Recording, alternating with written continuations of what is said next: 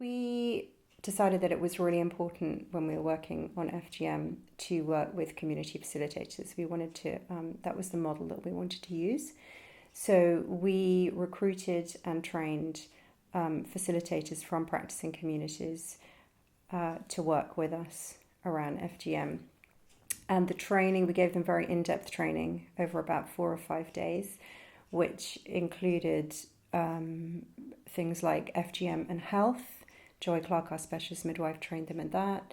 They had training on FGM and the law from Project Azure, specific safeguarding training around FGM, facilitation skills training, listening skills, and also all the administrative procedures and things like that. So they're really, really skilled up and feel confident to go out into their communities. We also provide regular supervision, and we provide a quarterly support group, which is actually run by a counsellor.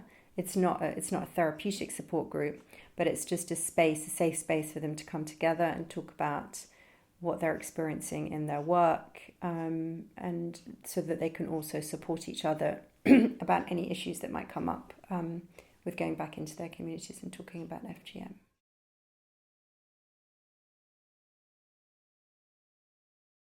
So then they're responsible for gathering men and women, because we have male and female facilitators. So they need to then go out into their communities and bring groups of men or women together, and then arrange a workshop on FGM. We work in partnership with Joy Clark, who's a specialist FGM midwife. And so she always accompanies the female facilitators to their workshops.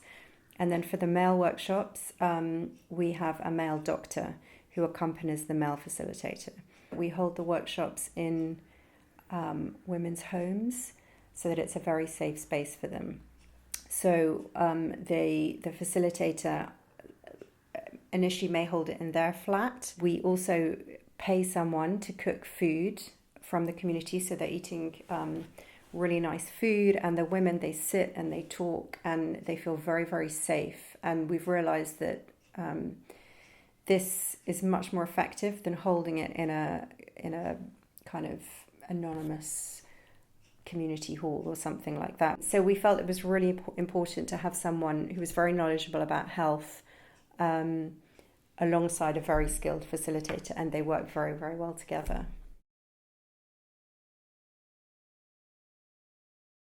We have a specific job description, and we advertise, and also people, it comes through word of mouth as well. So now we've realised that what's really important is that, as well as obviously being very passionate about the subject and you know, having experience and bilingual, they also need to have very, very strong links with their communities so they can gather people together.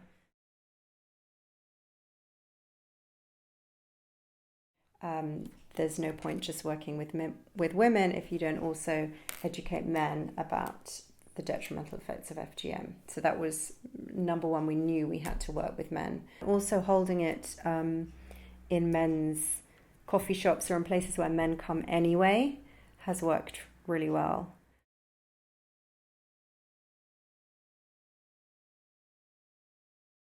Within the training, the issue of safeguarding and child protection is paramount, and that they have to understand it, and they have to also understand that actually they may be the ones reporting on women and men that they see every day. And that has happened in a workshop where one of the facilitators organised a workshop, gathered friends of hers to the workshop, and one of the women stood up and said, well, it's up to my daughters. If they want to have it done, I'll let them have it done.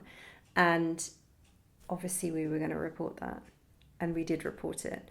And you know, we had to support the facilitator, and the police had to support the facilitator also, because the woman from the workshop was furious that someone she considered her friend had reported her. But that, you know, as a facilitator, that is their role. It's child abuse.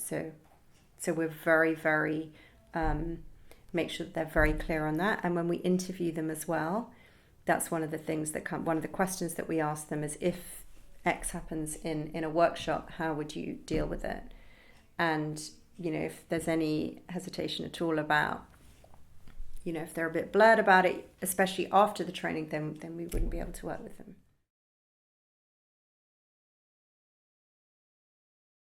Working with community facilitators is the key way to reach the communities, because they're the ones who know their communities. They've often been through the practice themselves. They know how it feels. They know the symptoms. They know people's fears, insecurities about talking about it. And so without that knowledge, it wouldn't work at all as far as I'm concerned. They are the experts. And so they are the ones who need to go and talk to their communities. It's fine for them to work alongside, a health professional. But I think their role is absolutely key to any campaign about FGM.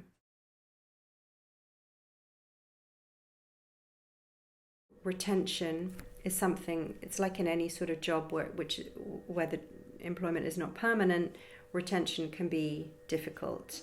But we try and stay in touch with our facilitators. Sometimes they've put us in touch with other men or women that they think would be good. And also we try and recruit.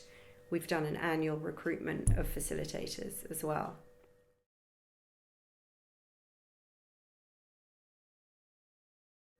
I think the government needs to commit more. I think putting on a kind of global girl summit isn't enough. They actually need to be funding, they need to be putting programs, they need to have a strategy.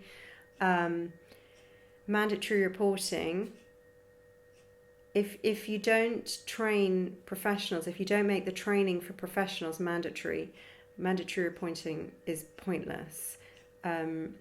There's no funding to train teachers in FGM. So none of the teachers know what FGM is. Well, obviously some of them do, but we get inquiries the whole time from schools who want to be trained on FGM.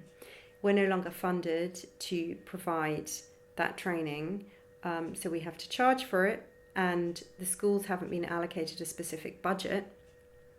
So quite often they don't have the training on FGM, yet they're expected to report children who've had FGM who are at that school. Yet how can they support a child if they haven't had training themselves?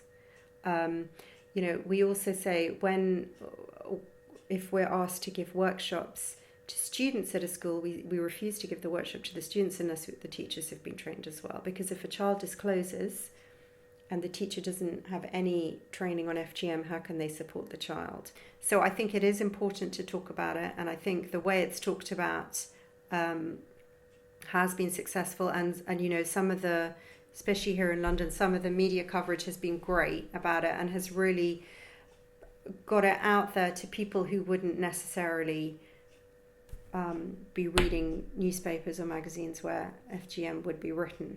But picking up a newspaper on the way back home and it's on the headlines, it really has kind of infiltrated people's minds. They know what it is now.